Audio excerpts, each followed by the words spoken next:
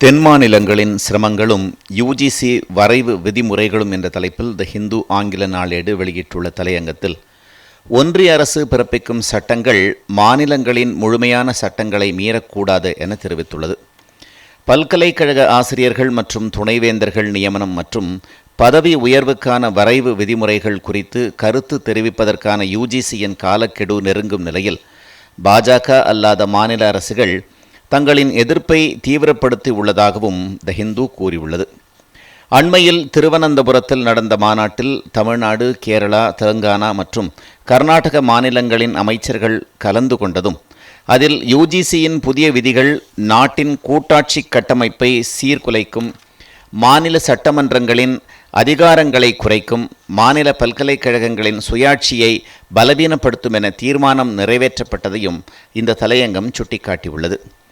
மேலும் தமிழ்நாடு, கேரளாவின் ஆளும் கட்சிகளுடன் பாஜக தலைமையிலான தேசிய ஜனநாயக கூட்டணியைச் சேர்ந்த சில மாநில கட்சிகளும் யுஜிசியின் புதிய விதிகளுக்கு தங்களின் எதிர்ப்பை தனிப்பட்ட முறையில் வெளிப்படுத்தியுள்ளதாகவும், மாநில பல்கலைக்கழகங்களின் துணைவேந்தர்களை தேர்ந்தெடுப்பதிலும் நியமிப்பதிலும் யுஜிசிக்கு கூடுதல் அதிகாரம் அளிக்கும் விதிகள் கவலை அளிப்பதாக உள்ளதாகவும் கூறப்பட்டுள்ளது.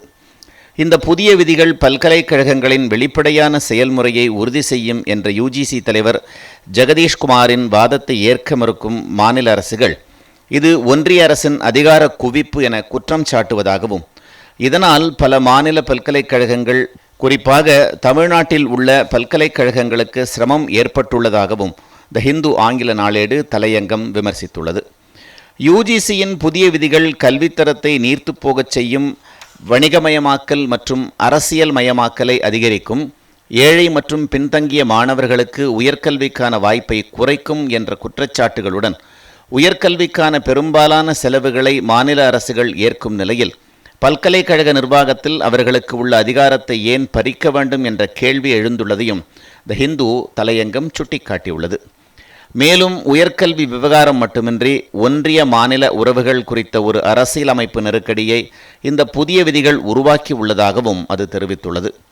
ஒன்றிய அரசின் நிர்வாகத்தின் கீழ் உள்ள துறைகள் உருவாக்கும் விதிகள் மாநில சட்டமன்றத்தால் நிறைவேற்றப்பட்ட முழுமையான சட்ட விதிகளை மீற முடியுமா என்றும் கேள்வி எழுப்பியுள்ளது.